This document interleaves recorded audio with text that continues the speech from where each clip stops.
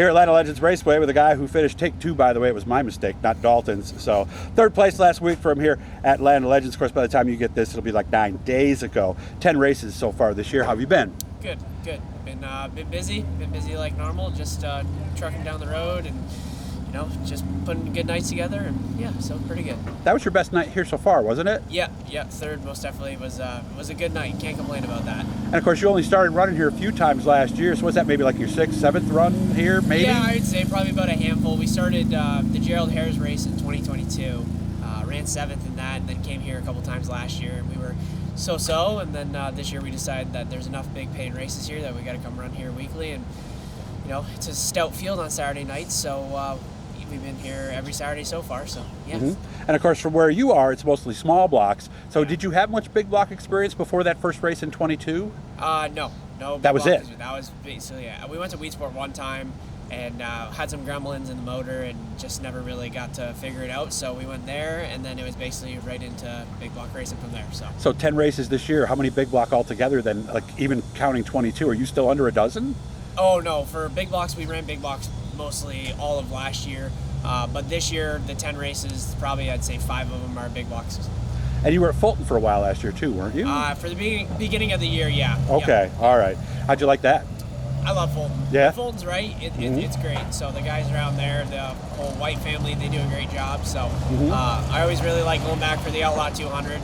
Tough race to make, but when you make it, you got 200 laps to figure it out, so it's a good time. I have a lot of friends of mine, like you do, who don't know anything about racing. Yep. And when they ask me where to go, I usually tell them Fulton, just because the way the stands are, you see the whole track. It's great, yep. From a fan standpoint, it is one of the better experiences around, isn't it? Most definitely, yeah. It typically races always pretty stout, so it's pretty good to go and watch for new fans. So yeah. And they move it along too. Corey Reed and them, they don't fool around over there. I know Brewer, they've gotten done 9:30 a couple of nights, which is doing it. So what's the plan rest of the year? I noticed you weren't at the series races. Are we going to pick and choose with those? Yeah. So Friday nights are kind of up in the air right now. Probably going to head over to Lernerville.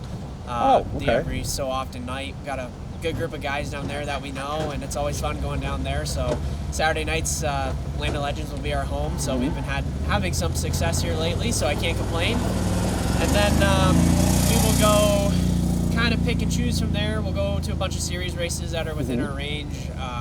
We're going to hit Cornwall and Mohawk here in a couple weeks, and then from there we're going to do the Summer Fast and all that. So we'll stay busy. We're not flush with crew guys, so we got to pick and choose our battles. So but it's no different than everybody else, right? Yeah, I think everybody's in that situation, especially with the traveling that you do. You're bringing Canadians down through the border. Yep. So, it's a lot more to it. So, what is your job exactly? Do you actually work at Bicknell? Yep. So, I am Bob Slack's my father. He's a partner of Bicknell Racing Products. I'm quote-unquote his right-hand man. We share an office together, so I'd say I'm, he was the right-hand man. So, basically all the fabrication side of stuff him and I take care of. So whether that's welding chassis, cutting laser parts, stuff like that, and bending, tubing, anything like that. So I've been taught very well to do my job, so I can basically maintain it if he's not there, and I just show up every day and work my hardest. I'm sure you saw the crash from Selinsgrove. Yep. As somebody who builds these cars and knowing that everybody walked away,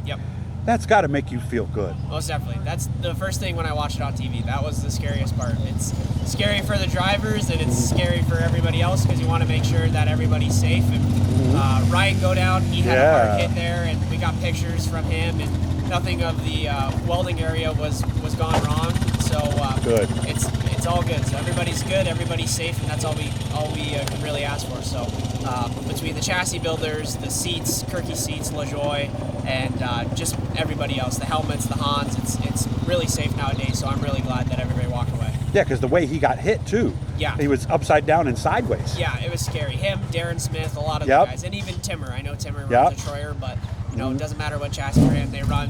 Whenever they get in a bad wreck, you hope for everybody to be safe. So. My buddy of mine told me something years ago that made a lot of sense. I can't remember what it was. Somebody had something that wasn't.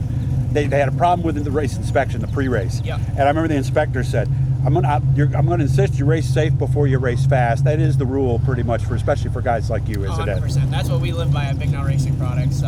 We just want to make sure that everything is safe and proper, and if something's not proper, it doesn't get sent out. So we make sure that everything from throttle cross shafts all the way to chassis are perfect. So that's what we do every day, and that's what I love to do. it, make sure that everybody's safe. So when am I going to talk to you first instead of third down there in Victory Lane? Is that going to happen this year? Are you feeling it? I'd like to. Are you feeling it? Could it happen? I mean, any night could happen, right? Just everything's got to go right. So it's hard to beat the Matt and Matts, yeah. Peter Britton and Alex Payne, and every night here is basically like a series race.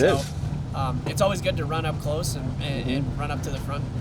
Gets the confidence rolling. Even though Justin Harris doesn't travel, he used to, so he's Harris, right in that boat too. I don't want to forget about T-Bone. Yeah, there's a half a dozen guys who can win this race, and then who knows? You always get a couple surprises every year too. Absolutely. So would your win be a surprise?